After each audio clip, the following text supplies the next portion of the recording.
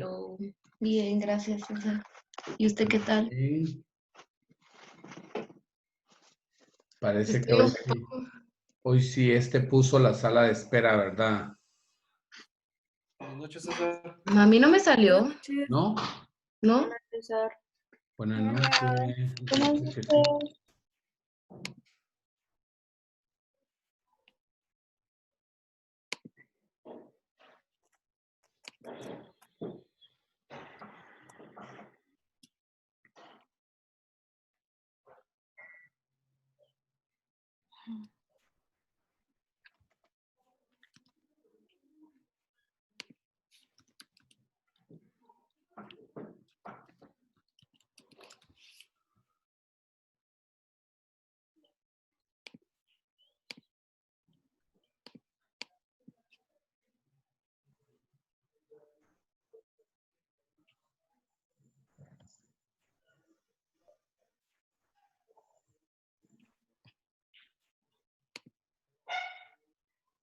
Ay, Dios.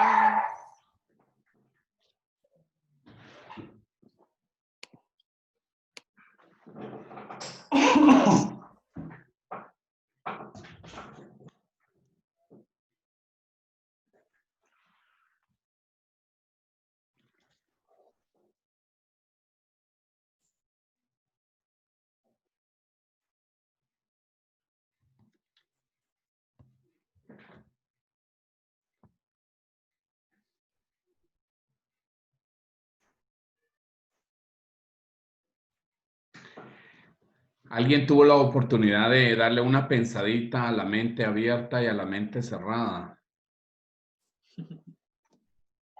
Darle seguimiento al tema de ayer. ¿Qué tanto estamos siendo mente abierta o mente cerrada?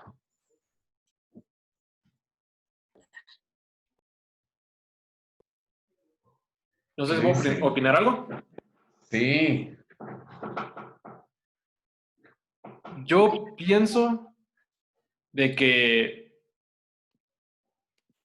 aunque tener una mente abierta es importante hoy en día, también hay cosas en las que tenemos que hacer una mente cerrada. Cosas en las que se determinan quiénes somos, cosas que son inmovibles. Por ejemplo, nuestra determinación de, no sé, es quitar una vida, por decir algo. Ahí tenemos que tener una mente cerrada, en mi opinión. Hay cosas en las que uno tiene que tener una mente cerrada y no se puede cambiar eso. No podemos cambiarlo por una mente abierta.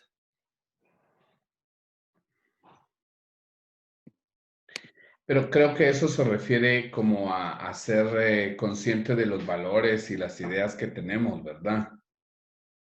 Y mantenernos firmes en eso.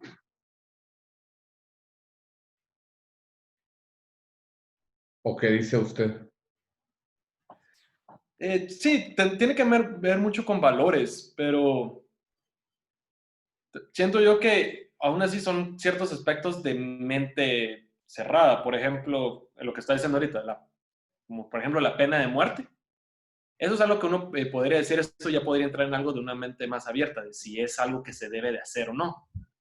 Yo siento que en esas cosas hay que tener siempre una mente cerrada. Una vida humana es una vida humana. No por quitar una no se merece quitar la otra. Esa es mi opinión personal. Ok. Bueno, entonces, ¿cómo se trata como de pensar, verdad? La flexibilidad cognitiva no pretende como que usted se traicione a sí mismo, sino que la flexibilidad cognitiva trata, o lo que pretende es que usted tenga capacidad de adaptación, ¿verdad? Es eso lo que pretendemos para poder sobrellevar mejor las cuestiones que nos pasan, pues, ¿verdad? Adriana está levantando la mano. Sí, pues estoy de acuerdo con usted porque creo que tener una mente abierta no es necesario, o sea, para eso no es necesario estar de acuerdo con todo. Eso no es tener una mente abierta. Tener una mente abierta es simplemente entender otros puntos de vista sin necesariamente cambiar el nuestro. Ay, qué bonito. Yo no lo hubiera dicho mejor. Qué bonito. O sea, la mente abierta con lo que dice Max no es pena de muerte, sí, todos pena de muerte, que todos, no, sino que, bueno, pues puedo aceptar tu punto de vista aunque yo no esté de acuerdo. Qué bonito. Lucía. Yo creo que el tip en el que podríamos basarnos, digamos, como para saber en qué temas podemos tener una mente abierta y en qué temas podemos como que tener una mente, o sea, de otra manera, cerrada o lo que sea, es en lo que nos haga crecer como personas, ¿verdad? Porque, por ejemplo, antes no era aceptado como a las personas homosexuales, por ejemplo, ¿verdad?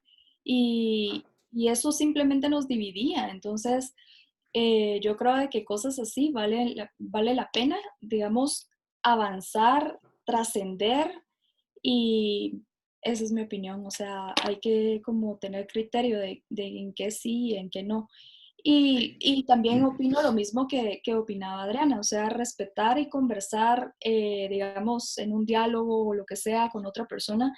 Si uno no está de acuerdo, pues respetar, dar su opinión, mantenerla firme, pero no por eso ofenderse o lo que sea, ¿verdad? Eso es mi opinión. Sí, imagínense que hace algunos años, muy pocos años, se creía que las mujeres eran inferiores, ¿verdad? Eran seres inferiores y que estaban hechas nada más para apoyar a su marido, porque eran inferiores, no pensaban igual, no tenían las mismas capacidades, y eso fue aceptado por miles de años y promovido.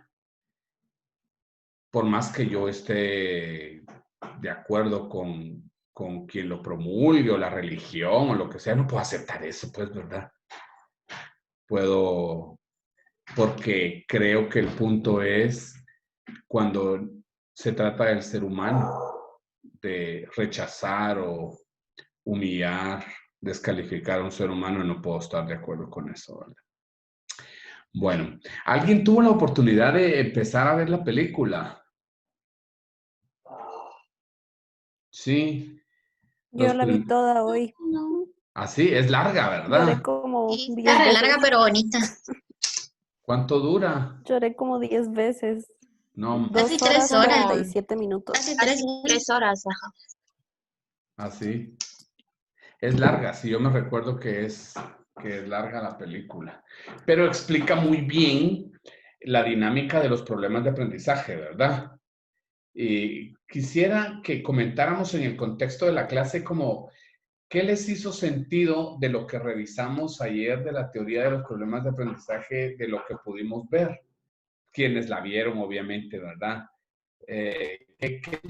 ¿Cómo lo presentan en esta película? A ver, como para enriquecer la clase y que no sea tan magistral. Paola Recinos.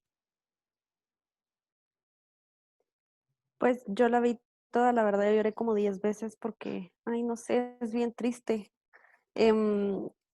Siento que ahí el problema, porque sí era un problema, eran tanto los papás como los maestros. Y no tanto la mamá, porque la mamá como que ella sí sentía que había algo diferente con el nene, pero como que ella no estaba muy segura que era. El papá, pues definitivamente solo pensaba que el niño era terco y malcriado y que no quería estudiar. Y los maestros, todos, en excepción al de arte, al nuevo que llegó, pensaban lo mismo. Me impresionó muchísimo en la primera escuela donde estaba el niño, cómo lo trataba la maestra de lenguaje, creo yo que era, que le gritaba y le gritaba y le gritaba así horrible, y que lo castigaban a cada rato. O sea, no había modo que el nene se pudiera adaptar porque nadie sabía exactamente qué era lo que tenía. Okay. Entonces le impresionó a usted como los antiguos métodos de violencia y de agresión a los niños cuando tienen problemas, ¿verdad? Sí, lo hincaban, le pegaban en los nudillos y así, no sé, qué feo, la verdad. Fue como, Sí. pobrecito. Y eso lamentablemente no podemos Y decir él que es también que no cosa. sabía cómo expresarlo. Sí, no podemos decir que es cosa del pasado, lamentablemente, ¿verdad? Hay lugares en donde todavía son tratados así los niños que tienen problemas para aprender. Rodolfo, Sí. Chofito. Pues a mí una parte que me gustó bastante fue cuando llega el maestro de arte a la casa del niño, no sé cómo pronunciar su nombre, pero y que incluso le da una caja al papá que estaba escrita en japonés, chino o algo así, y le comienza a hacer como el juego inverso de dígame qué dice ahí, y otro, no sé, yo no leo chino, yo no entiendo esto, yo no sé qué dice ahí, así se siente su hijo, sin necesidad de palabras, se lo dijo así. Entonces, me sorprendió mucho la empatía, y eso que él dice, me sorprendió la empatía que él tiene con el niño, y él se lo dice después de que él tuvo problemas similares cuando él fue pequeño. El factor, esa es una variable distante, ¿verdad? La heredabilidad de los problemas de aprendizaje. Gracias, Rodolfo. ¿Alguien más tiene otra cosa que le haya llamado la atención? Lo vamos a hablar el jueves a profundidad, pero en lo que llevamos. Yo empecé a verla, o sea, apenas llevo como media hora, pero me llamó la atención que lo que mencionaban ayer, que muchas veces los trastornos de la comunicación van de la mano con otros trastornos del neurodesarrollo. Y él al inicio se nota, o sea, se nota que hay un problema con la atención y que no es solamente un factor de comunicación, ¿verdad? Entonces eso me llamó bastante la atención. Y cuando dice que las palabras bailan y que la maestra no lo entiende y piensa que se está burlando. Y esa escena donde él mira el pizarrón Ay, y todas sí, las él letras se mueven y es una empieza, cosa confusísima, ¿verdad? Ok, eso es ¿no? Y el niño interesante para que empieza a hacer, veamos cómo es el la, la, la, la. procesamiento de la información, ¿verdad? Cómo el cerebro que no está en óptimas condiciones así ve los símbolos escritos. Fernanda. A mí me llamó bastante la atención que a pesar de que el hermano, digamos, sacaba como muy buenas notas y a pesar de que lo comparaban con el hermano, él nunca hizo de menos a su hermana y trató de apoyarlo, a pesar de que el papá tal vez estaba como un poquito más de su lado. Y otra cuestión también es importante es que también el desconocimiento, no solo de los padres, sino también de los maestros, porque digamos ya después, digamos en el internado que él estuvo, ya como que los maestros cambiaron la perspectiva de cómo miraban al niño, ¿verdad? Que al principio lo veían como tonto y ya después es como que lo empezaron a aceptar y empezaron a ver esa creatividad y las cosas buenas que él tenía, ¿verdad? Ok. Bueno, la idea era que viéramos la película para hoy construir el mapa de la psicopatogénesis de esta criatura, pero como no la hemos visto todos y porque yo pensé que era muy rápido solo asignarla y no íbamos a tener tiempo y como mañana no tenemos clase, entonces vamos a correr un periodo, vamos a pasar el del lunes 29. Vamos a correr eso y lo vamos a hacer el jueves. Yo espero que para el jueves tengamos todos leídos el caso. Entonces, de León, Martín y Castro, nos vamos a correr para viernes, ¿oyeron? La presentación.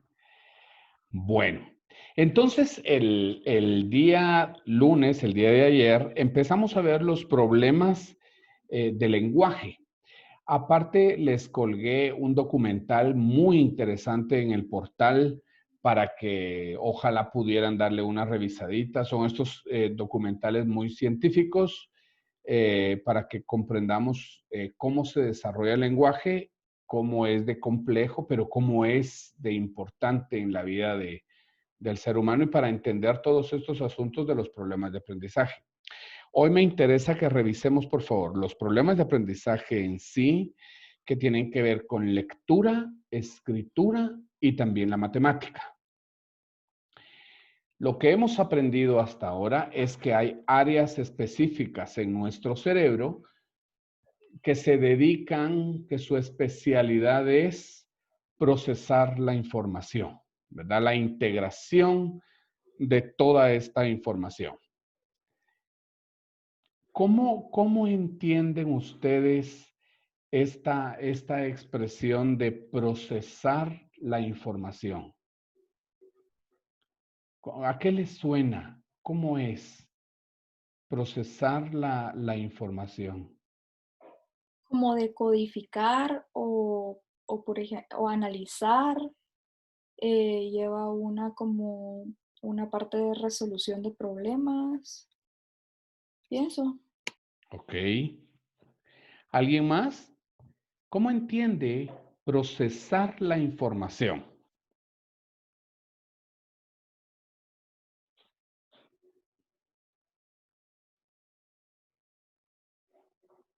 A ver, Gabriela Lemus. Sí, yo iba a decir, pues parecido a lo que dijo Lucía, de que era como que codificarla, procesarla para ya luego dar una respuesta a algo, pues que con todos los estímulos que recibimos. Ok. Marian. Creo que también puede ser parte de interpretar, o sea, saber, como ellas estaban diciendo, de codificar, escuchar, pero también interpretar lo que estamos escuchando y poder después transmitir algo con el lenguaje. Ok, la salida. Cuando hablamos de el procesamiento de la información, para quienes ya vieron la película, podemos ver cuando el niño es expuesto al pizarrón lleno de lenguaje escrito, de símbolos escritos, y el niño ve cómo las letras bailan y cómo es todo un caos allí. Y esta entrada de la información es un caos, ¿verdad? Se le complica al muchachito. Entonces vamos a decir que el procesamiento de la información es esta capacidad que tiene el cerebro de 3 momentos. El input, toda esta entrada de la información que es a través de nuestros sentidos. El proceso de decodificación y luego el output o la salida. Son 3 momentos diferentes. Ya alguien lo mencionaba, creo que fue Gaby, con diferentes palabras. Pero entonces, estos 3 momentos se refieren al proceso de codificación, de interpretación, de integración del procesamiento de la información. Entonces, el primer paso de la información, el input o la entrada de la información. Los niños con problemas de aprendizaje pueden tener problemas en cualquiera de los 3 momentos, ya sea en la entrada de la información, en el procesamiento de la información o en la salida de la información. Va a depender de dónde estuvo el daño del cerebro, en dónde estuvo el problema del niño.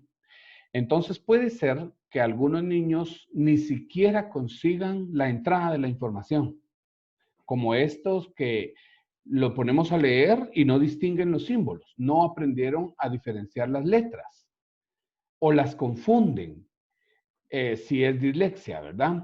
O si es en matemática, los niños no entienden que el proceso de matemática es igual de complejo que el proceso de lenguaje, ¿verdad? Porque en matemática hay una lógica matemática, pero también está la parte del razonamiento matemático, ¿verdad? Son cosas diferentes. ¿Se recuerdan cuando usted empezó a aprender, saque la hipotenusa o haga no sé qué inversos o haga, que al principio eso parece chino, ¿verdad? No sé de qué me están hablando y algunos ven eso como angustiante en la entrada. No podemos procesar la entrada, el input de la información. Luego puede ser que hayan algunos niños que captaron la información, que la entrada está bien, pero cuando ya tienen la información en su cerebrito, no saben qué hacer con esa información. No saben qué hacer. Y entonces este es el problema allí con la parte del procesar eso que recibieron, ¿verdad? Entender, integrar la información, usar las diferentes áreas que nos están pidiendo Y este es el segundo momento. Puede ser que allí el niño no tenga la habilidad, no tenga habilitado a esa parte en su cerebro para procesar esa información. Y en un tercer momento podría ser que el niño captó la información, la procesó, pero no sabe cómo expresarlo. No sabe cómo explicar lo que entendió y comete errores en la resolución de los asuntos, porque no sabe cómo sacar de sí la resolución del problema o la resolución de lo que se le está pidiendo, ¿verdad? Esto es como la explicación de un problema de aprendizaje en cualquiera de las tres áreas. Hay niños complicados que las tres áreas las tienen afectadas, pues. Lógicamente, si no capta el input, no va a poder hacer lo demás, ¿verdad?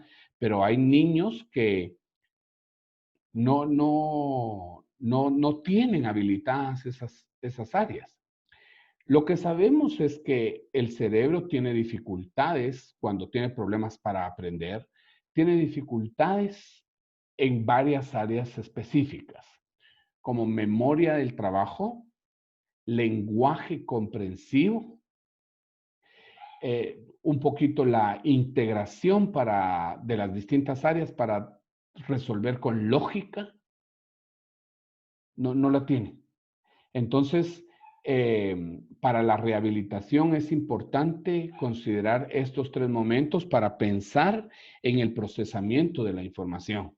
¿Cómo vamos a ayudar a un niño? Esto es bien especializado, ¿verdad? Es una carrera específica para hablar de los problemas del aprendizaje, ¿verdad? Evaluar un problema de aprendizaje, tratar un problema de aprendizaje son cuestiones muy, muy específicas.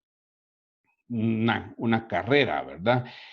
La incidencia de los problemas de aprendizaje es bien alta. No sé si alguien se recuerda de cuánto era la incidencia.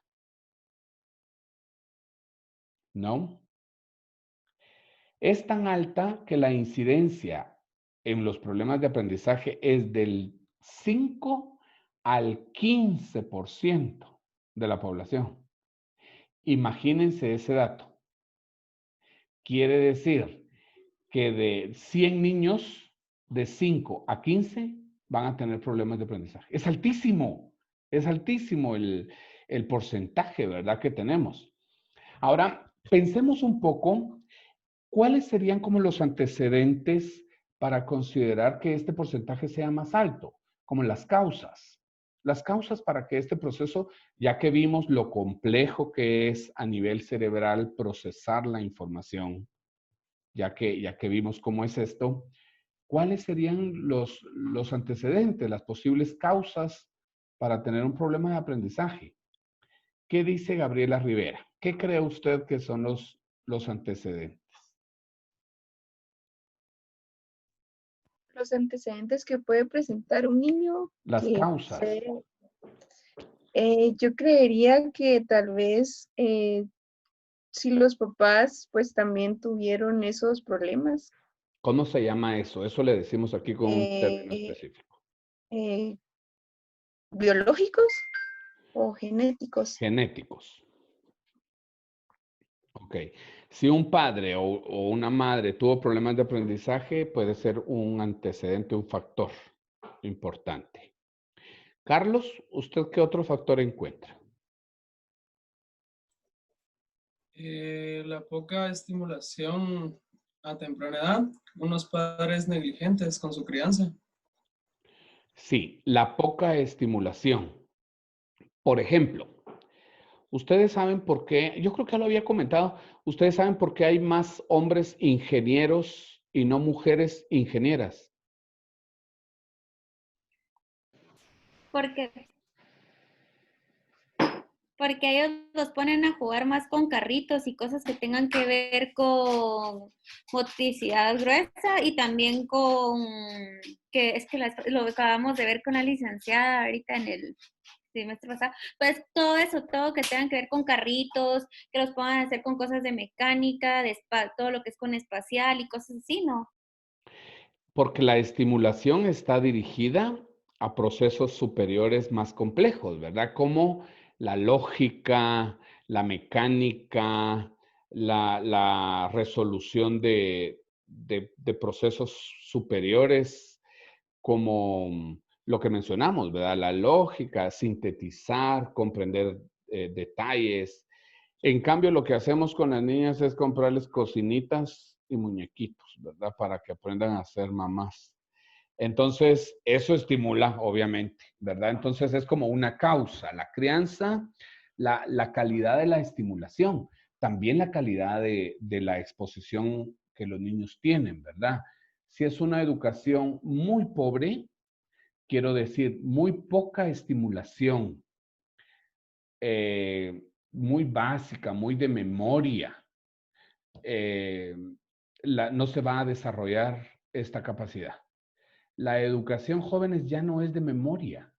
Hoy en día ya aprender de memoria ya no sirve de nada, ya lo estamos viendo. No sirve de mucho. El que quiera va y consulta sus textos y sus libros, aprender de memoria no sirve de mucho. Lo que nos sirve y lo que hemos comprendido con la educación es aprender a usar lo que aprende, aprender a enseñarlo, aprender a utilizarlo para usted. Eso debería de ser el objetivo de la educación, ¿verdad? ¿Cómo usa lo que aprende? Cuando le encuentra la utilidad de lo que aprende, lo usa para su vida diaria, le saca el jugo. Aprenderlo de memoria lo recita como lo que sea de memoria, pero eso no sirve de mucho, pues es como llenar una caja de conocimientos y si no me sirve, no lo sé usar. ¿De qué me sirve tener la caja llena de información? ¿Ok? O sea, todo eso guardado ahí no sirve de nada. Sin embargo, saber utilizar la información es la verdadera inteligencia, ¿verdad? Estamos todos de acuerdo con eso, de que la verdadera inteligencia es saber usarlo como herramientas, saber usarlo disfrutándolo para resolver los problemas del día a día, ¿verdad? Esa es, desde mi punto de vista y de la nueva educación, como aprender a resolver problemas, aprender a pensar es el lema de la educación. Aprender a pensar. Y eso es complicado. Enseñarles a ustedes a aprender a pensar, a que uno lo tiene que considerar bien cuando lo planifica, ¿verdad? ¿Cómo hago para que estos chavos piensen? No que me contesten un cuestionario. Y peor si son de preguntas directas, de memoria. No, es considerar cómo hago para que piensen, para que usen lo que leen. Eso es complicado, ¿verdad? Es un reto. Es un reto primero para el maestro y después es un reto para el niño, para el estudiante. Es un reto aprender a pensar. ¿A qué les suena eso a ustedes en el proceso de la información? Aprender a pensar. A ver, estamos hablando del procesamiento de la información en los problemas de aprendizaje. Nidia, ¿qué piensa usted de enseñar a pensar? No, ni siquiera enseñar a pensar, enseñar a aprender a pensar. Yo pienso que tal vez es un poco complejo porque hay veces las personas ya vienen como que arraigadas a los pensamientos. Por ejemplo, a las personas que crecen en una sociedad machista, o sea, ya vienen con ese pensamiento y muchas veces, por más de que le digan que no es correcto, pues no les cambian la manera de pensar. Sí, ellos ya siguen con ese ideal. Entonces, yo pienso que sí es un poco complejo decirle a alguien que piense de diferente manera, porque ya es algo que lo trae cada persona. Ok. Oscar. Yo pienso que es como, o sea, como usted dice, no darle la información, sino que enseñarle que lo use como él lo mire mejor. O sea, a poner así con nosotros que podemos usar un montón de escuelas y formas de terapiar a las personas, pero nos están educando para que nosotros miremos, bueno, con esta persona mejor le entro de esta manera y con esta persona diferente y así. Es aprender a pensar, en vez de solo decirnos, muchachos, tienen que hacer esto y esto de una vez, sino que nosotros podemos elegir cómo usar la información que a la mejor manera, pues a nuestro parecer. Ok. Gracias, Cristina. Sí, yo creo que va de la mano con lo que dice Oscar, tal vez como aprender también a cuestionarse. O sea, entregar las herramientas para que de ahí uno mismo aprenda a usarlas y las use a su conveniencia o como considere que es mejor, ¿verdad? No que todo sea dictado y porque es el catedrático, esto es la verdad absoluta, ¿verdad? Sino preguntarse qué más hay, ¿verdad? Y qué más puedo yo aprender y averiguar por mí mismo. Exacto. Antes el catedrático era la figura de poder, era el que tenía el monopolio del aprendizaje, ¿verdad? Era el que sabía. Y yo no sé si sus papás les han contado historias como que habían catedráticos que entraban al salón y decían, aquí es muy difícil que alguien me gane, van a ganar 3, y mucho. Y usaban ese poder, ¿verdad? Del conocimiento para...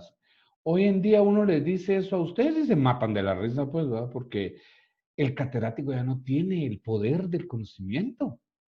El conocimiento está allí y cada quien lo puede buscar y es más, lo puede obtener mejor que si lo recibiera del catedrático, ¿verdad? O del maestro en el caso de los niños pequeños, ¿verdad? Un niño puede investigar, puede hacerlo y tenía yo un problema en estos días con un aparato, un electrodoméstico que había comprado, una torre de audio. Y probé, busqué videos para resolver el problema. No pude. Así, cletísimo. Y me frustré. Yo dije de plano que como probé todo, y mire mucha, el electrodoméstico no traía instrucciones. O sea, los que lo hacen creen que uno ya sabe. Como que yo hubiera participado en la creación del aparato. No traía instrucciones. Antes, pues uno agarraba su manual y 3 días para leer las instrucciones. Ahora no traía instrucciones. Entonces yo me frustré. Dije, bueno, la cosa es que no leía el Bluetooth de mi teléfono. Me frustré. Yo dije de plano que me estafaron, qué mal. Esperaré que pueda llegar a cambiarlo. Pero le dije a una de mis hijas, mira, porque yo he visto cómo resuelven estas niñas. Y les dije, mira, yo te voy a dar algo que tú me pidas si logras resolverme el problema. No sé en qué momento lo dije así sin límites. Debía haber puesto algunos límites, pero se lo dije. La muchachita a la media hora me dice, bueno, tú dijiste tu palabra, ahora ven que te enseño. Y me enseñó una ruta completamente diferente a lo que había hecho yo. Pero si yo lo investigué, ¿qué hiciste tú? Dice, es que puse una manera de investigar diferente. Le puse, cuando falla el detector de Bluetooth o una cosa así, o como eso es tan específico. Y la niña me enseñó a conectar el bendito teléfono a la torre de... Ahora estoy bien clavado porque tengo que responder a ese compromiso.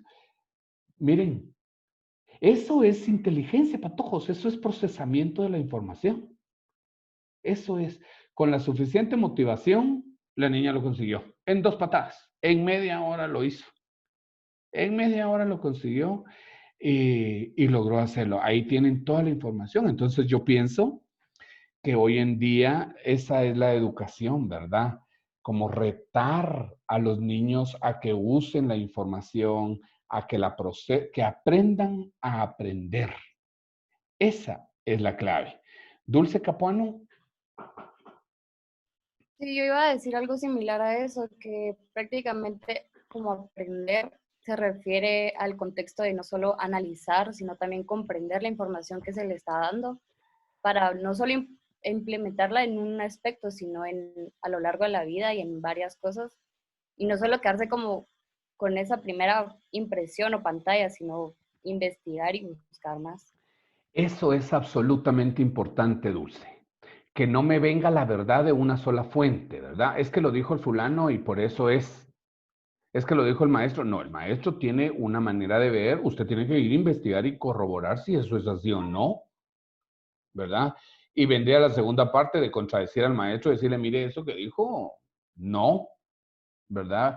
Es eso que usted dice tan importante, pero se da cuenta, Dulce, que eso es el procesamiento de la información. Es un proceso superior, es un proceso complejo.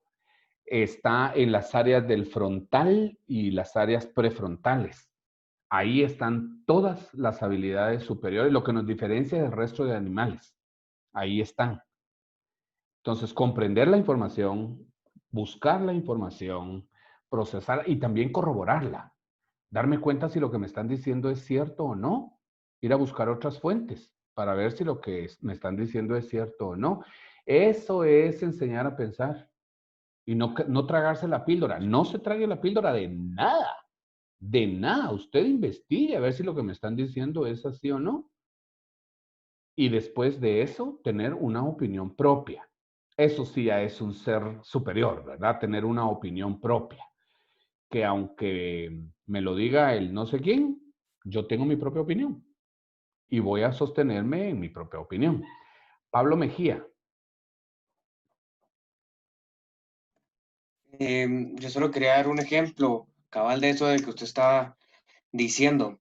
El ciclo pasado recibimos una clase que se llamaba Psicología Social y yo la recibí con un tal Walter Paniagua y él de entrada dijo, bueno, ustedes creen que el catedrático lo sabe todo y el catedrático les va a dar toda la información. Entonces, para que ustedes no se acoplen, puede ser que en el examen o en los trabajos yo les ponga algo que sea mentira. Y si ustedes lo descubren, me lo tienen que justificar. Y si no lo descubren, perdiste como 3, 4 puntos. Entonces, cuando él lo hizo unas 2, 3 veces, pero sí, muchos nos dimos cuenta que empezamos a leer el libro. Entonces, sí, eso nos ayudó un poco, por ejemplo, a mí, a no quedarme solo con lo que me dicen.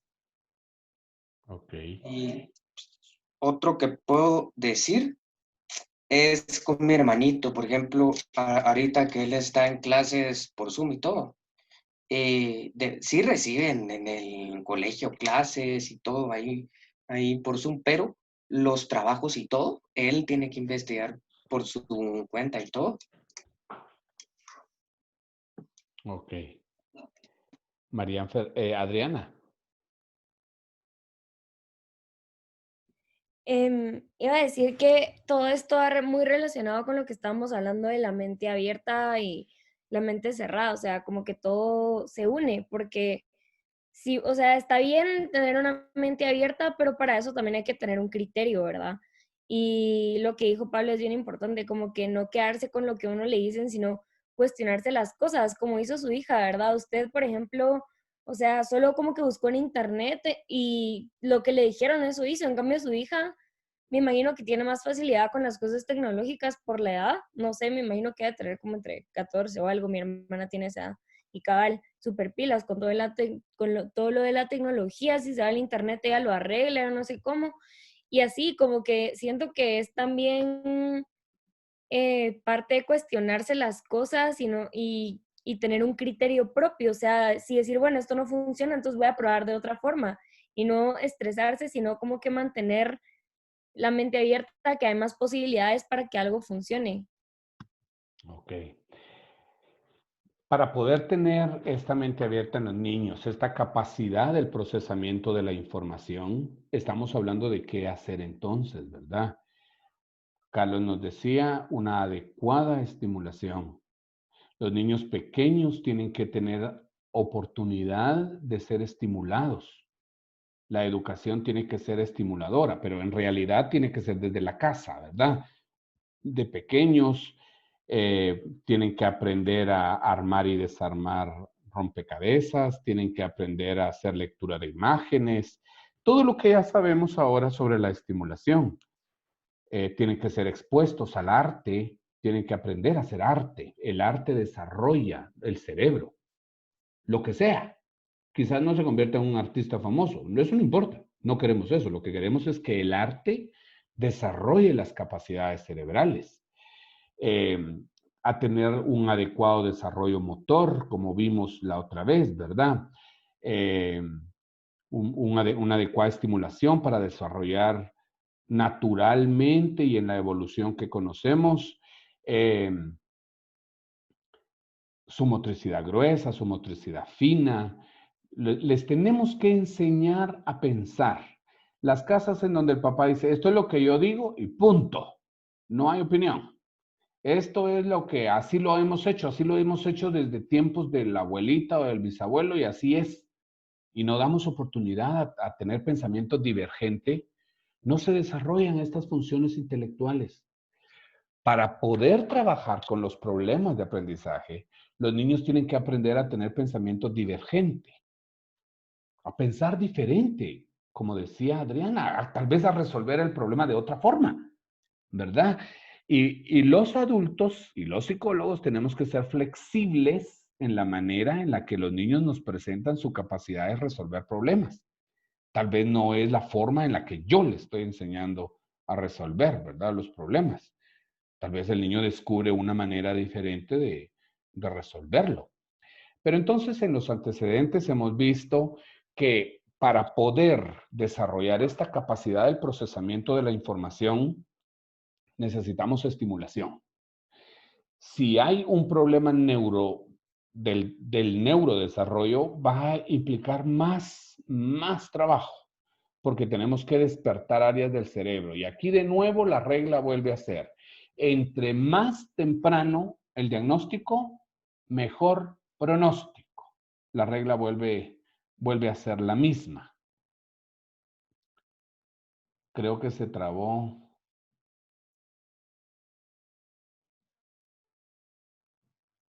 Sí me escucharon la última parte. No se trabó. Sí, se trabó. Se escuchó. Entonces, la regla vuelve a ser, gracias, Hanna, entre más temprano el diagnóstico, mejor pronóstico. Más tarde, más dificultades para el pronóstico.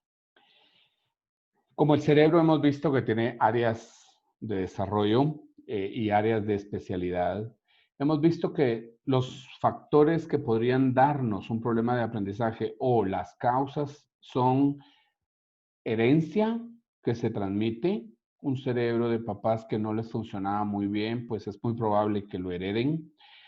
En este caso, la inteligencia se ha comprobado. Le voy a preguntar a alguien, Estefanía Izalgué, ¿usted sabe de quién heredamos la inteligencia? Ay, creo que es de la mamá. De la mamá. La inteligencia la hereda la madre. Entonces somos tan inteligentes como nuestra madre era. O más, ¿verdad? Pero la inteligencia está comprobado que se hereda de la madre. Entonces, y también con la madre que estimula y todo lo demás, ¿verdad? Pero bueno, entonces tenemos factores biológicos, que sería cuando el cerebro del niño no funciona de manera óptima, la química del cerebro, la propia nomenclatura cerebral, ¿verdad? Que no se haya desarrollado bien, que haya habido deficiencia, como vimos en el periodo perinatal, ¿verdad? Que hayan tenido dificultades con la oxigenación, que hayan matado áreas del cerebro, que hayan muerto neuronas allí, eso va a tener impacto. Entonces tenemos adecuada estimulación, una herencia genética, factores biológicos y hay otros más. Están muy relacionados con los que vimos antes. La nutrición. Para que el cerebro se desarrolle adecuadamente, la nutrición es básica. Puede ser que la mamá haya sido muy inteligente, muy capaz ella, pero si no nutrió bien a su criaturita, el cerebro no se va a desarrollar bien. ¿Qué piensa de eso Mildred? Mildred.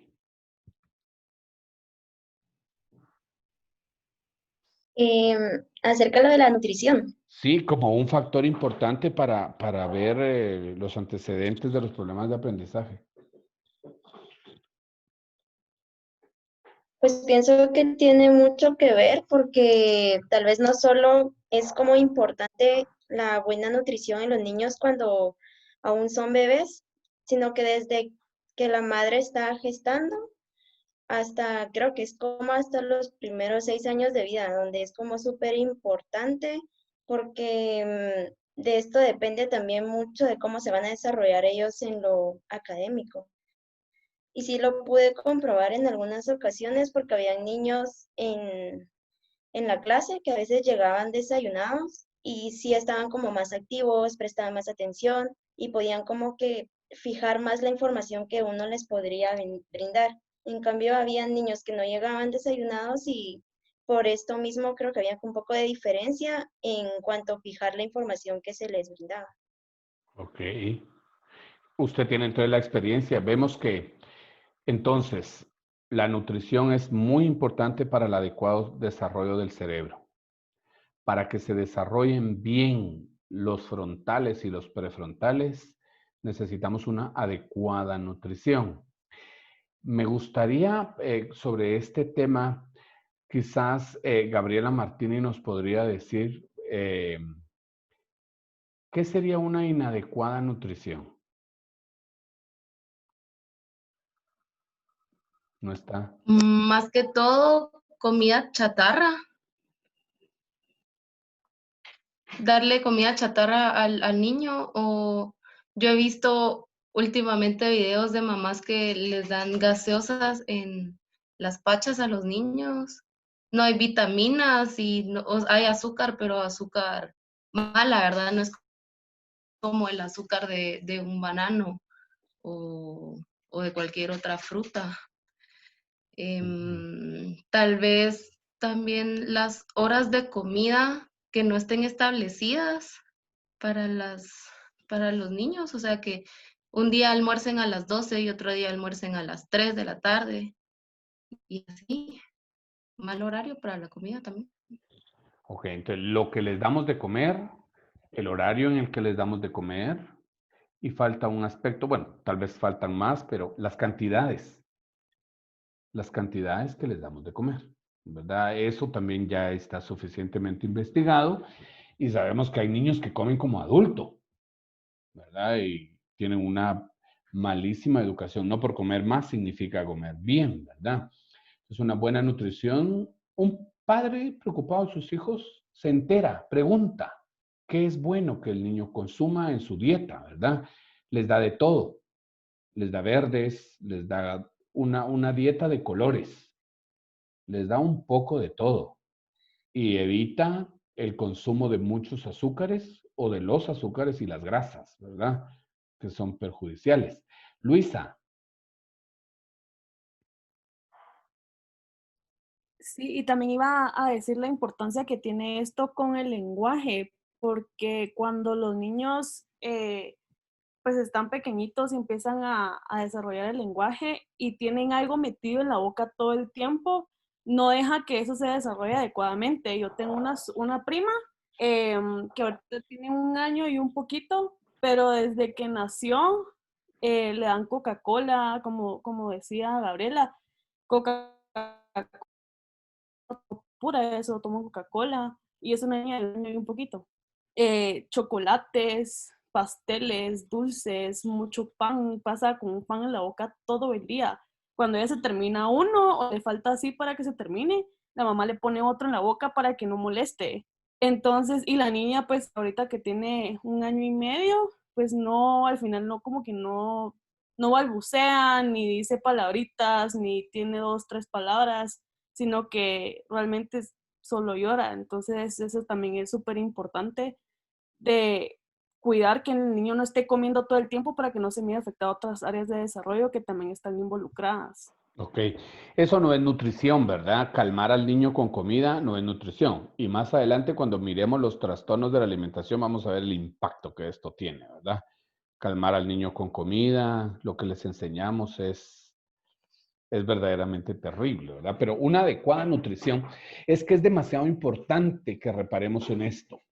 La adecuada nutrición no significa comer mucho, no significa comer rico, aunque eso se aprende, sino que significa comer variado, comer los nutrientes que necesitamos comer. Y entonces un niño tiene que comer, hay una manera en la que podemos ya discriminar esto. Pero quisiera preguntarle, no sé, tal vez a Gaby Lemos, ¿qué piensa usted de la alimentación por leche de fórmula, la pacha?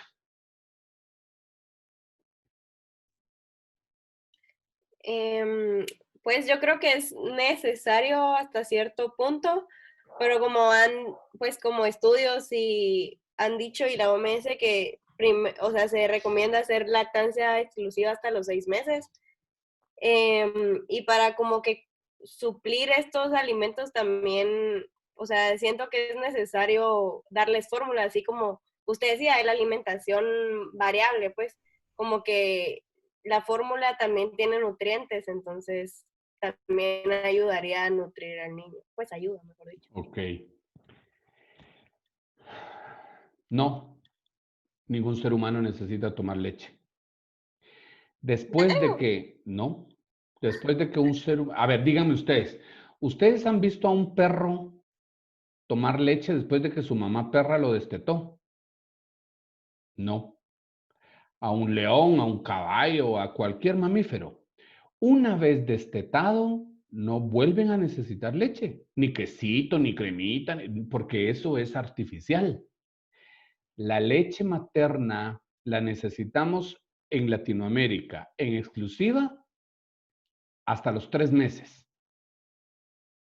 Solo leche materna. Todo lo que pueda obtener de la madre, todas las defensas, el sistema inmune, el desarrollo de su estómago, de su aparato respiratorio, todo eso lo va a obtener de la leche materna y del calostro, ¿verdad? Que es lo primero que sale de los senos de la mamá cuando lo empieza a nutrir. A los 3 meses, lo ideal es empezar a darles jugos variados. A los 6 meses, empezar a dar papillas y empezar a dar de todo. Empezar a probar con trocitos. De tal manera que la dieta para Latinoamérica dice que al año un niño debería de haber comido todo, incluyendo mariscos. Debe haber probado todo. Después del año es muy difícil que el niño pueda probar todos los sabores y que no pueda generar alergias. Entonces, necesitamos como esa manera de seguir. Eso está estudiado y es las conclusiones de los pediatras. Por lo menos los pediatras que le van a esta línea, porque está la otra línea, la línea gringa, que dice que la leche y la pacha debe ser siempre, ¿verdad? Pero esto es un invento reciente. ¿No se han preguntado ustedes qué hicieron nuestros abuelos cuando no había leche de fórmula? ¿Qué hicieron? ¿Cómo sobrevivimos? ¿Cómo llegamos hasta aquí? Era la dieta con atolitos. natural, ¿verdad? Rodolfo. Solo quería hacer un comentario súper rápido con eso que usted está diciendo sobre la leche. Una vez que tuve oportunidad de viajar a Cuba, me mencionaron los cubanos, entre plática y plática de conversación que yo consideraba normal, yo mencioné, sí, mi desayuno es cereal con leche. Y una señora me dijo, nosotros, o sea, digamos, un cubano promedio deja de consumir leche a partir de los 6 años. Y me comenzaron a explicar de que los investigadores cubanos determinaron de que a partir de los 6 años los niños ya no necesitan la leche para el crecimiento y entonces toda la leche disponible se deja, o sea, la leche disponible se pasa a los recién nacidos, a los más pequeños y a partir de los 6 años los demás comienzan a buscar, digamos, el calcio a partir de otros alimentos. Ok. Entonces sí me parece bastante interesante lo que usted dice, de que la leche no es necesaria hasta, digamos, por toda la vida, porque efectivamente el calcio sí se puede obtener de otras comidas. Exacto. Lo que pasa es que sí hay que tener una dieta balanceada para poder obtener calcio de otras fuentes, ¿verdad? Especialmente semillas, legumbres, especialmente de allí, ¿verdad? Pero no es necesario, pues es artificial darle leche de fórmula a un niño, no lo necesita. Y de ahí vienen todos los problemas de alergias que tenemos después. Fernanda. Yo tengo una consulta, por ejemplo, con las mamás que dan de mamar hasta edades ya de 5 años. Por ejemplo, un niño de 5 años. ¿Cuáles son las consecuencias en esos niños?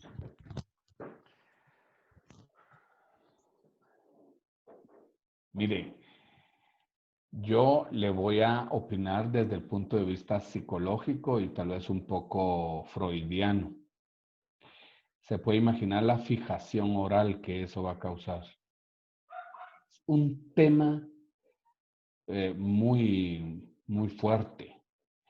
Debe ser hasta cuando lo necesita. Muchas mamás que hacen esto, lo que yo he encontrado, yo no conozco aquí a las que son mamás y cómo amamantaron y no quiero saberlo, pero muchas mamás que amamantan hasta muy tarde, no es por el niño, es porque ellas tienen sus propios temas que quieren resolver amamantando a sus hijos. Entonces, no es tanto por lo que su hijo necesita, sino por lo que ellas necesitan. Y las consecuencias desde el punto de vista psicológico, todo lo que puede traer una fijación oral.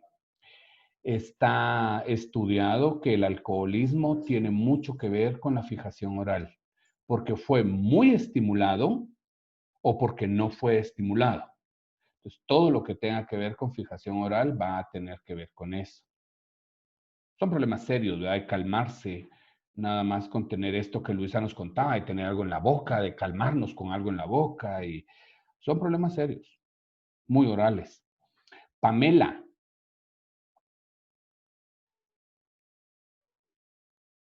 Hola.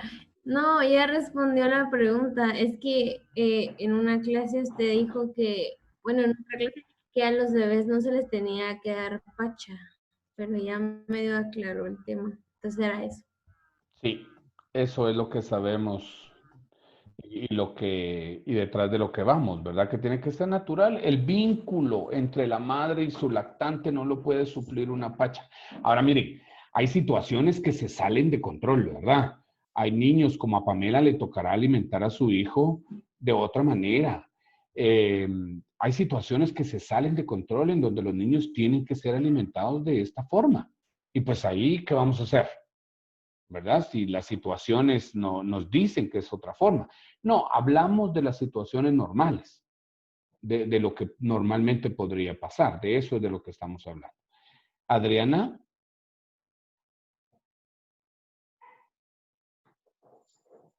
Yo acá tengo un comentario, bueno, es más una pregunta acerca de la gente que es pro lactancia. O, pues, ajá, es que yo no entiendo si esto significa como que le den de mamar, porque yo siento que eso es hasta cierto punto necesario, pero, o sea, no sé en qué punto para ellos es normal dejar de amamantar a su hijo, porque yo siento que a un punto, digamos, yo siento que cuando ya tienen dientes ya no, porque pueden lastimar, encima ya, pues ya la edad está grande, o sea, creo que cuando tienen dientes empiezan ya a crecer al año, a los meses, entonces no sé, como que quisiera saber como a qué edad es recomendable dejar de amamantar al hijo, primero, y segundo, ¿qué pasa con los niños que, digamos, son adoptados y no son amamantados por la madre? Bueno, lo ideal sería, como ya lo había dicho, exclusivo 3 meses. Solamente leche materna.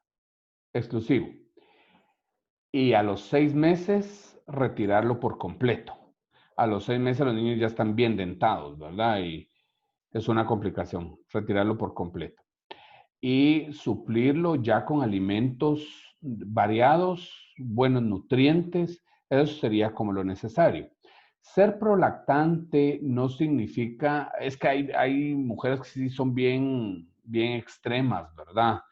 Que 5 años, como nos contaban, o ya muy grandes, los niños, los psicólogos no vemos eso como con muy buenos ojos, ¿verdad? Porque vemos el... Responsabilidad. ¿Cómo? Que siento que es una irresponsabilidad eso de dar de mamar hasta tan, como, edades tan altas. Es que sabe qué pasa, Patoja, que son mujeres que están resolviendo sus propios temas. Entonces, usan a su muchachito para Les eso, debe de ¿verdad? gustar sentirse necesitadas, ¿verdad? Algo así, por ahí viene la cosa. Ya ustedes Y sacarán bueno, sus propias conclusiones. A qué ver, ¿puedo compartir un ejemplo de Sí, eso? solo Pero termina solo- Adriana y después vamos con usted. Sí, Termine, Adriana. ¿Y qué pasa con los niños que son adoptados y que no tienen la opción de amamantar? O sea, ¿cómo se puede suplir esa necesidad como tanto emocional?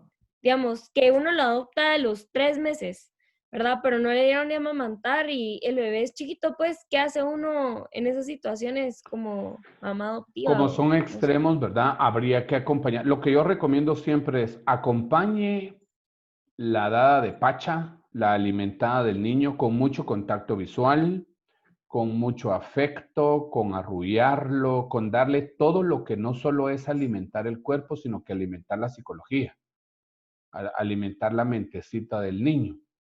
Eso se aprende y cuando uno adopta, yo no tuve el honor, creo que es un honor adoptar, porque es una decisión de amar a alguien, ¿verdad?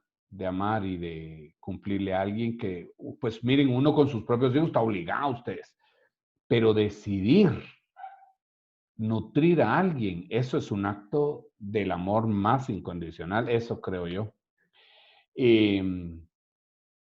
Creo que las personas que adoptan y asumen esto están dispuestos siempre a aprender. Entonces hay que educar, psicoeducar, enseñando cómo ser afectuosos a la hora de que coma, cómo arrullar, cómo verlo a los ojos, cómo acariciarle la cabecita, todo lo que naturalmente haría una madre que lacta, ¿verdad? Eso es así. Y todo se puede suplir. Si el ser humano, si no creyéramos en que el ser humano puede ser modificable, no estaríamos aquí, ¿verdad? Estudiando esto. Nosotros creemos que el ser humano es modificable, pues. A ver, Sofía. Que nosotros como familia cabal conocimos un caso de otra familia que el esposo era alcohólico y la esposa del niño ya tenía como 4 años, Diego se llama el niño, y llegaba, o sea, corriendo con la mamá y la mamá se levantaba la blusa, pues así, y la cabecita del niño parado. Y mamá, y después ya se iba y, o sea, terminé y se iba a jugar. Y así, en cualquier ratito llegaba y ella le seguía dando, pues, de mamar, ¿verdad? Y también conocimos otro caso que, bueno, mi papá es militar, entonces como estaba afuera, tenía un compañero igual que estaban fuera del Guatemala. Y, y, y este compañero no podía quedar embarazada la esposa, entonces tenía mucho deseo de tener hijo y todo, y un día le dijeron así, mira, nació un niño en la montaña, le están dando en adopción, pues es que te vayas ahorita a traer el niño, y se fueron con la esposa y todo, y tanto era el deseo de la mamá y tanto era su no sé, su deseo psicológico, que ella le dio de mamar a este niño porque había, no sé, algún proceso psicológico que no sé, la estimulación también de las glándulas mamarias y todo, y produjo leche, pues, y le dio de mamar a este niño adoptivo. Sin haber ella parido. Sin haber ella parido al niño. Ah, qué Ella increíble. lo fue a traer y al día, o sea, en la noche, digamos, que lo fue a traer y todo, y al día siguiente ella quería sentir eso y empezó a poner al niño a que mamara, y entonces como había estimulación de las glándulas, produjo leche. Se dan cuenta del poder de la mente, ¿verdad? Eso es el poder de la mente. A la gran. Lo que pasa es que me asombra porque para producir leche tuvo que haber un cambio de la química. en la química de cuando una mujer gesta, ¿verdad? Y da a luz. Y si ella no pasó por todo ese proceso y produjo leche, es poderosa la mente de esa señora. Cristina. Lo que decía Sofía, cabal, me recuerda hace como 2 años salió el caso de un hombre que se quedó viudo y entonces se quedó con su bebé y, o sea, no sé por qué razón él también empezó a producir leche en pocas cantidades, eran súper pocas cantidades, pero le podía dar de mamar al bebé. Entonces era súper extraño, pero sí podía, o sea, sí ¿En podía. serio? ¿En dónde O sea, pasó no eso? era nada en comparación, sí. Creo que en Estados Unidos, voy a buscarlo y se lo comparto. Ay, no. Bueno, son casos que estamos hablando de la nutrición y por qué es necesario que la mamá nutra a su hijo, porque vemos el impacto. A nosotros esto nos sirve porque vemos el impacto en el sano desarrollo del cerebro. Vemos el impacto para que el cerebro, los frontales y los prefrontales se desarrollen bien para que después el niño pueda tener un funcionamiento óptimo para el aprendizaje. La nutrición juega un papel importante. La estimulación, la herencia, el entorno en el que el niño crece es verdaderamente importante para que desarrolle sus capacidades. No quiere decir que si cuando fue pequeño no fue estimulado no lo va a desarrollar, sino que tal vez después va a ser más difícil, ¿verdad? Cuentan que Miguel Ángel, el gran Miguel Ángel, ¿verdad? Italiano, él se estimulaba, desde chiquito lo estimulaban, él vivía en el campo y la tía que lo crió lo estimulaba con las cosas que habían en el campo y le hablaba de la belleza del campo y vieron lo que Miguel Ángel fue capaz de hacer, ¿verdad? Una gran mente prodigiosa, ¿verdad? Entonces, no necesitamos como cosas muy sofisticadas, pero sí la buena voluntad para querer estimular a un niño. Estos son como los antecedentes más importantes, digamos, de esto. Creo que Marlene quería decir algo. Ahorita no, estoy escuchándolo. No quería usted decir algo hace un rato. No, solo estoy escuchando atentamente. Ok. A ver, comentarios hasta aquí, a lo que llevamos. Todos están congelados, no los puedo ver, creo que es mi internet. A ver, comentarios hasta aquí.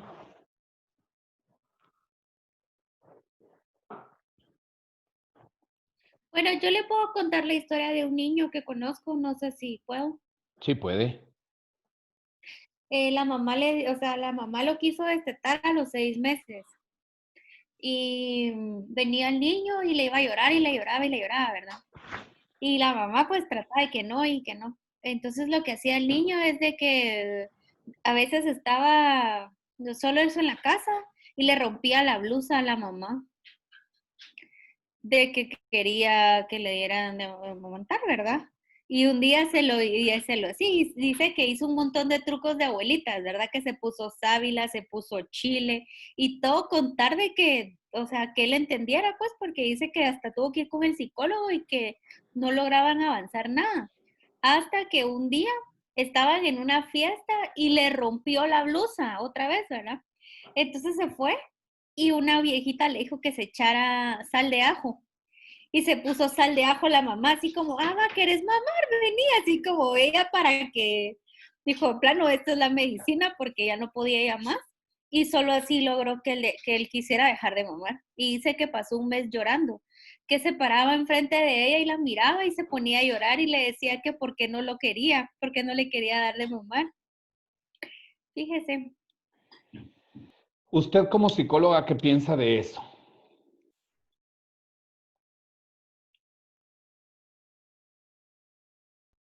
Tenés apagado el micrófono, Hanna. Gracias, muy amable.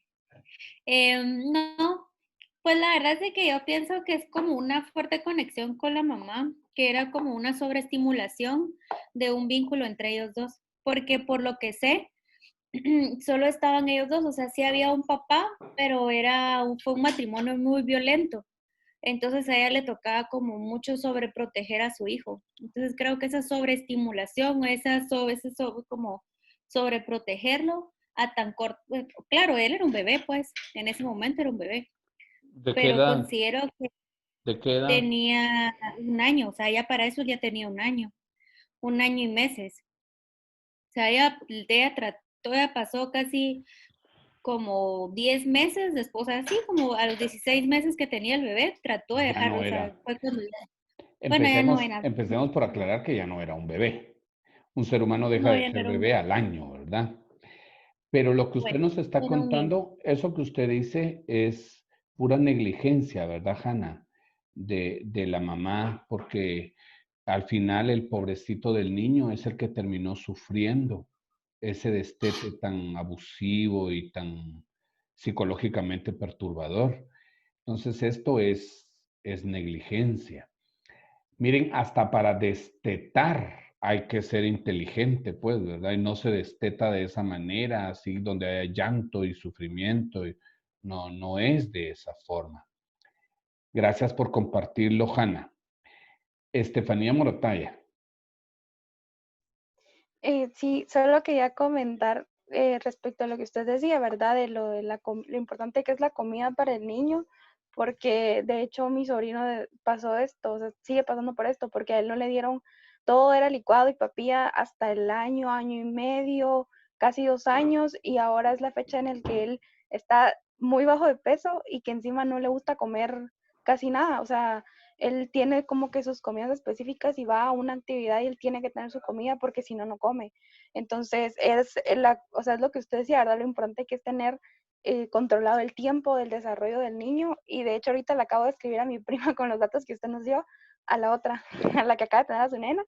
Y le puse, mira si te sirve estos datos. Y de hecho ella me dijo, mira, la verdad es que sí es bastante porque yo pensaba darle como que de comer hasta el año y medio.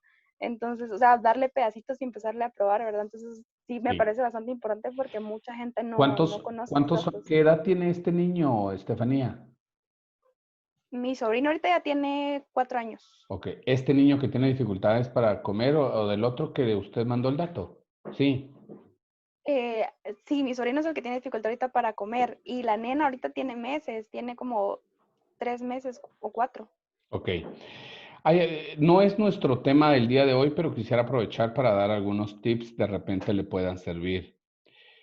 Gracias. El niño tiene que estar sentado a la mesa a los 4 o 5 meses.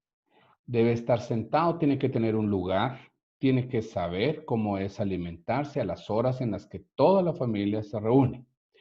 Le tienen que hacer un espacio, le tienen que, pues no se le ponen cubiertos, ¿verdad? Aunque venden cubiertos de plástico y gruesos, pero tiene que tener un lugar en la mesa.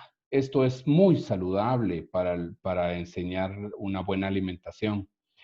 El niño tiene que tener trocitos con los que pueda jugar, con la comida, con los que pueda practicar alimentarse por sí mismo para garantizarle independencia y para modelarle la independencia. Tiene que tener todo. Lo ideal sería que después de los, creo que 4 o 5 meses ya pueden agarrar un vasito entrenador. No sé si conocen esos vasitos entrenadores que sí tienen como la pipeta para poder absorber gradualmente el líquido, pero no es una pacha, no es un vasito que tiene oreja. Debería de tener su vasito y sentado a la mesa, en el lugar que va a ser su lugar para más adelante, ¿verdad? O de ahí en adelante. Esto de que los anden corriendo para poder alimentarlos y que los anden consintiendo y haciendo tratos, eso es una mala idea. Esa es una mala idea. El niño tiene que tener un lugar y tiene que comer como ser humano, como persona. Tiene que comer en la mesa. Esa es otra idea. Otra causa importante para que no se desarrolle el cerebro y que después tengamos consecuencias aquí es la desnutrición. No lo habíamos hablado, pero los niños desnutridos no desarrollan un cerebro saludable. No lo desarrollan. Entonces es otra causa. ¿Comentarios hasta aquí?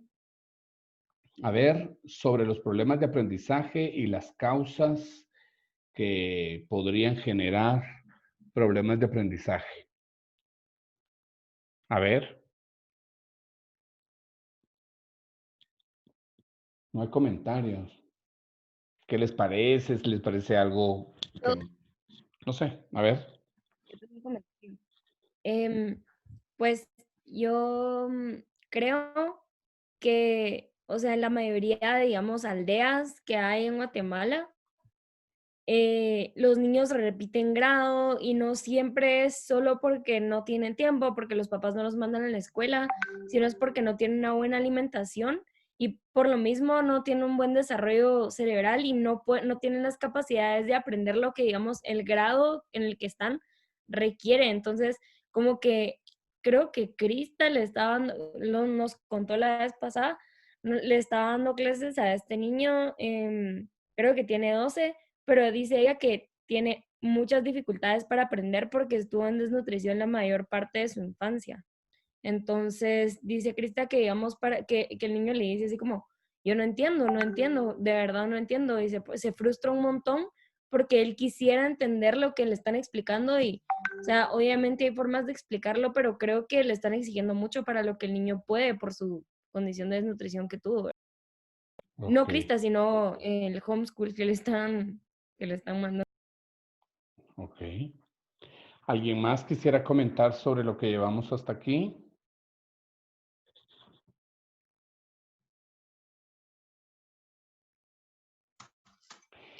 Yo tal vez me pongo en el lugar de los padres cuando les dicen, mire el diagnóstico del niño, ¿verdad? Mire, su hijo tiene esto y como hacerles entender los diferentes factores que pudieron haber dañado en el desarrollo del niño y por creer ellos que eran padres, no sé, complacientes, protectores, es mi primer niño, y todas estas cosas que quieren hacer como buenos papás, entre comillas, al final terminan siendo no,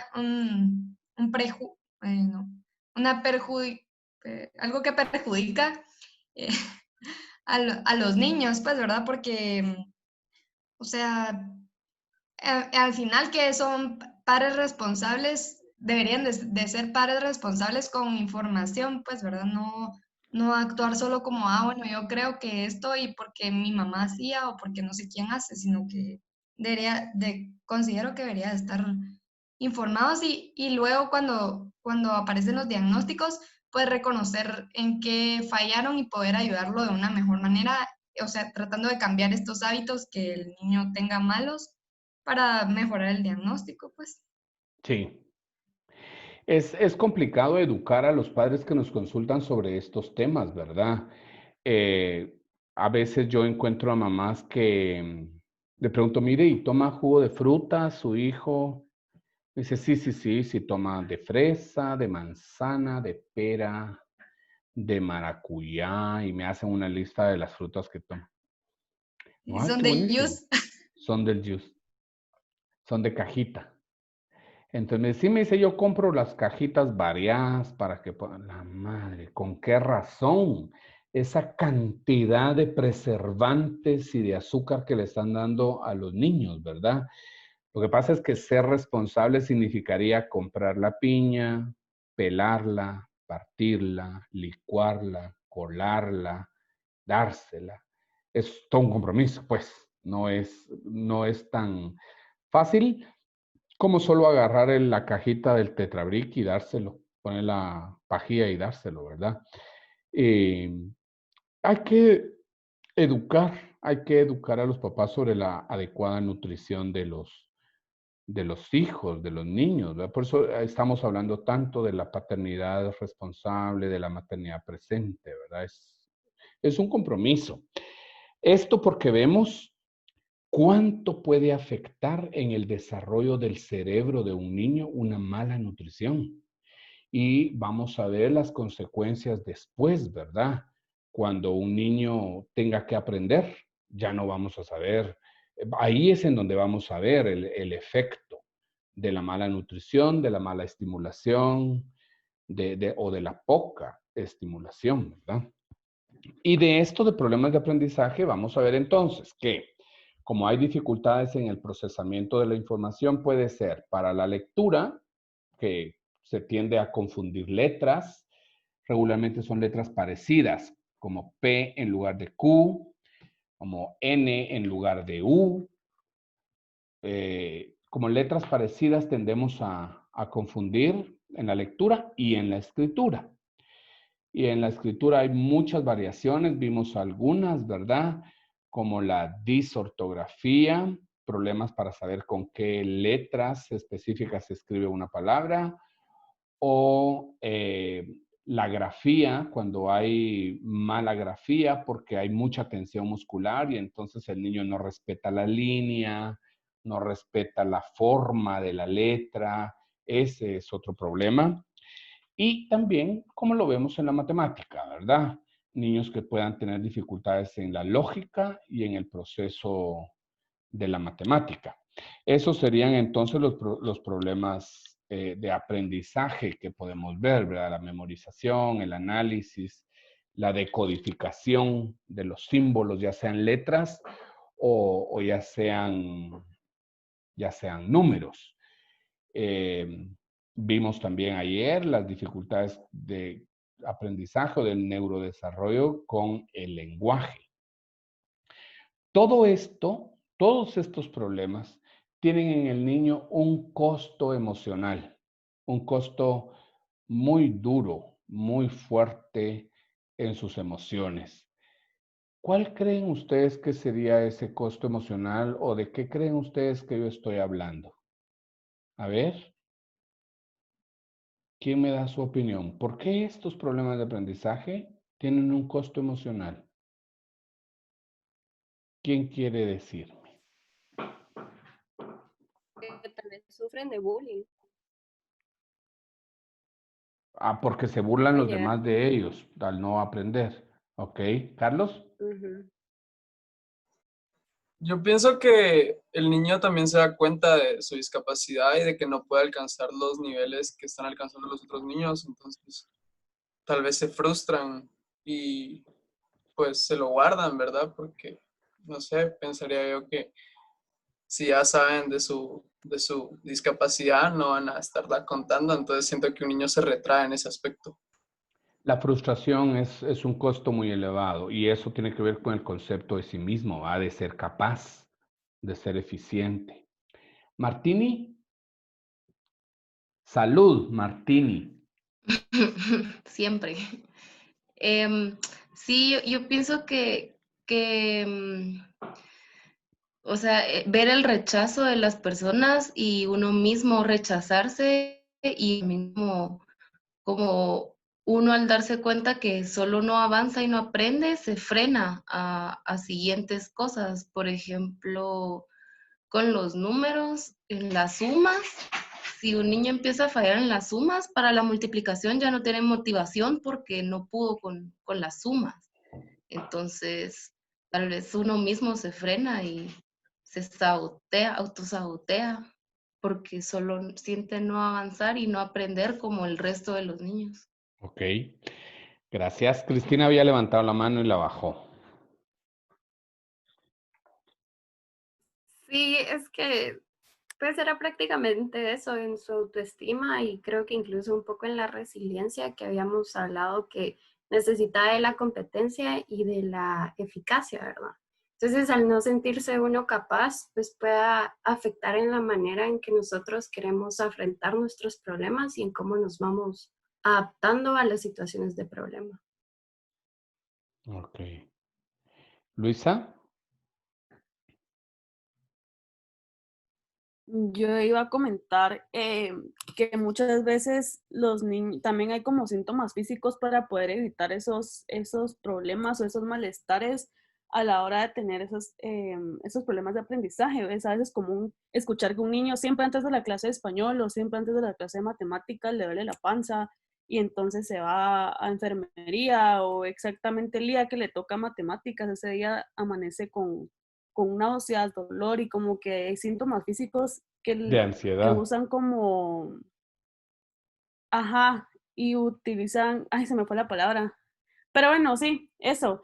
Y otra cosa es que mi prima, ella fue diagnosticada con dislexia cuando tenía como 8 años, cuando la sacaron del colegio en el que estaba. Y los papás, pues mis tíos nunca la llevaron a terapia ni nada. Y hasta el día de hoy, ella pues me comenta, ella tiene 18 años ahorita, y me comenta que ella sí siente cierto rencor hacia sus papás porque nunca la han ayudado. Y eso le trae, pues le ha traído como muchos problemas con ellos, y también a nivel estudiantil. Le ha costado muchísimo salir adelante en el colegio donde está, y para escoger su carrera universitaria sí le ha tomado mucho tiempo decidirse por el mismo problema que tiene dislexia. Ok. Gracias por compartir esto. Vemos que entonces los problemas de aprendizaje tienen un costo emocional muy elevado. Tiene que ver con sentirse capaz, con sentirse eficiente, con el autoestima famoso que nombramos, ¿verdad? Con que un niño se pueda sentir suficiente. Entonces se vuelve un círculo vicioso, jóvenes, en donde el niño no se siente capaz, él no se siente bien con él mismo, ya no intenta otra vez. Se vuelve un círculo vicioso que hay que romper en algún punto, ¿verdad? Pero eso le tocará a quienes son expertos en los problemas de aprendizaje, ¿verdad? Entonces, estamos terminando aquí con los problemas del neurodesarrollo 3. Solo necesito pasar asistencia si me dicen si están o no están, por favor. Paola Apel. No está. Ana Sofía Ardón, Oscar Bercián, Carlos Callejas, Dulce Capuano. No veo a Dulce. Max, sí está. Aura Marlene, Rodolfo. Aquí estoy.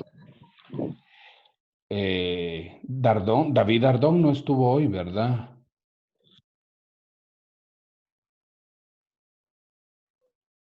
No, no estuvo. Linda tampoco. Marian César, ahí Fernández. está Dulce. Aquí estoy, César. ¿Dónde está? Dulce Capuano. Ok. Marian Fernández. Aquí estoy. Natalia, ya la veo ahí.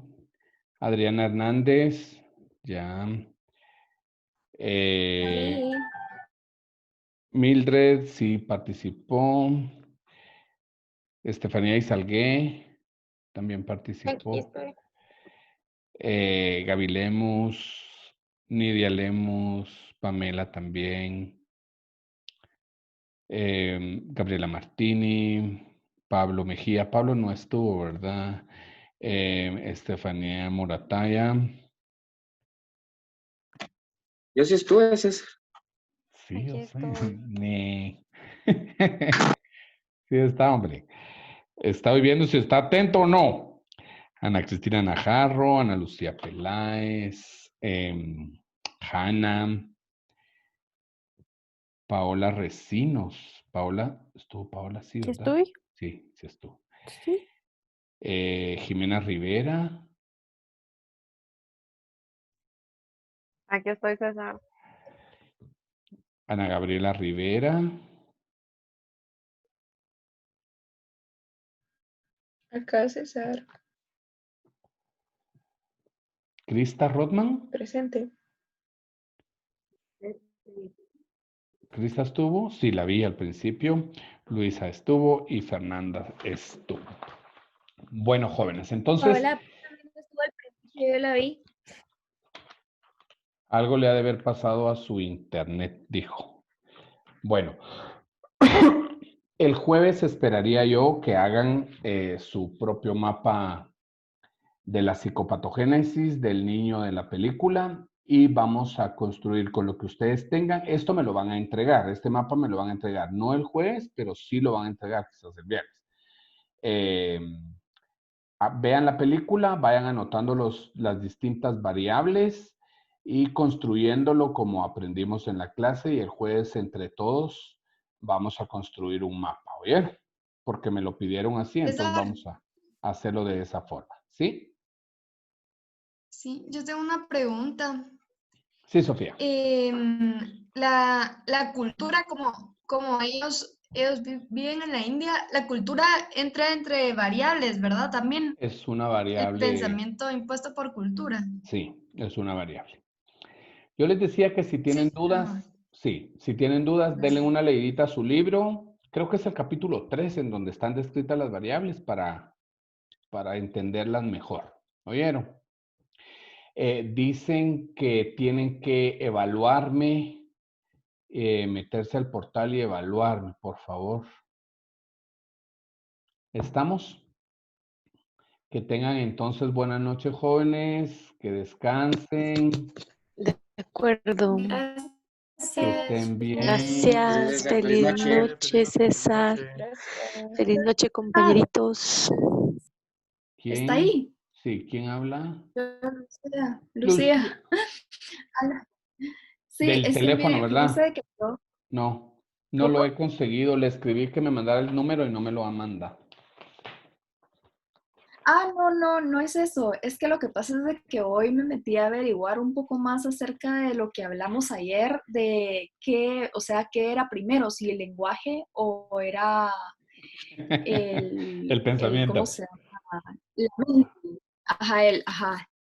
El pensamiento. Y entonces me metí a varias fuentes y pues como que, mire, ¿dónde está toda la parte motora, digamos, en el cerebro? ¿Dónde está toda la parte motora?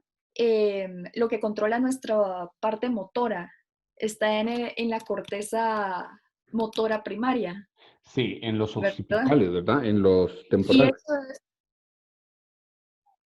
Ujú. Ajá, va, pero ahí en ese lugar, digamos, nuestros principales fuentes, por decirlo así, de contacto para expresarnos, entonces sí serían como las piernas y las manos, ¿verdad?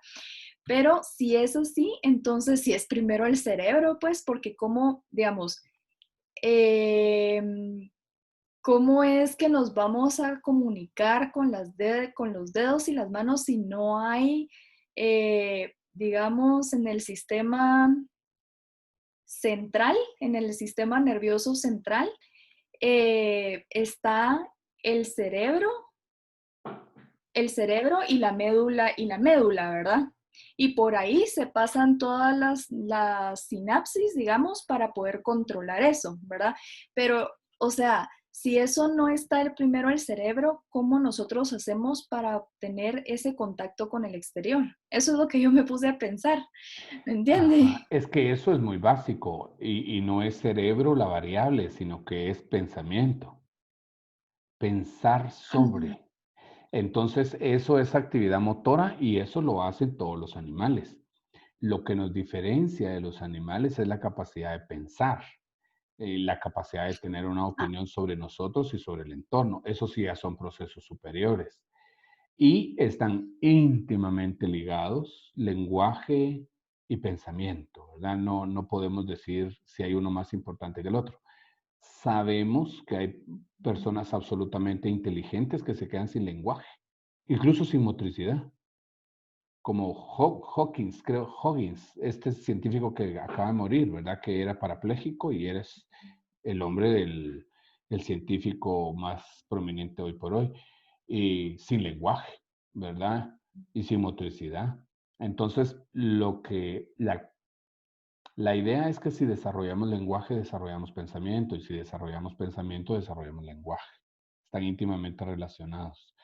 Ahora, las áreas motoras las tenemos todos, pues, animales y humanos, pero la capacidad de pensar, eso sí nos diferencia. Es que, no sé, o sea, se me hace como que eso es muy raro, que como que primero, o sea, pero voy a seguir investigando y yo le cuento. Es que no hay nada, es que no, la conclusión al final, Mire, Lucía, no es que hay uno primero y uno después. La conclusión final es Son dos procesos absolutamente importantes e interdependientes el uno del otro. Ah, sí, en eso sí estoy de acuerdo. En Sí, eso, son que usted acaba de interdependientes el decir, uno sí. del otro, ¿verdad? Esa es la idea. Me gusta, Ok, gracias. me gusta su mente científica, así tiene que ser. Pues como que trato de entender eso, pero hay veces que uno se queda como que corto, necesita como leer más información y así, ¿verdad? Me encanta. Muy bien. Chao, Lucía. Ok, Buenas noches. Adiós.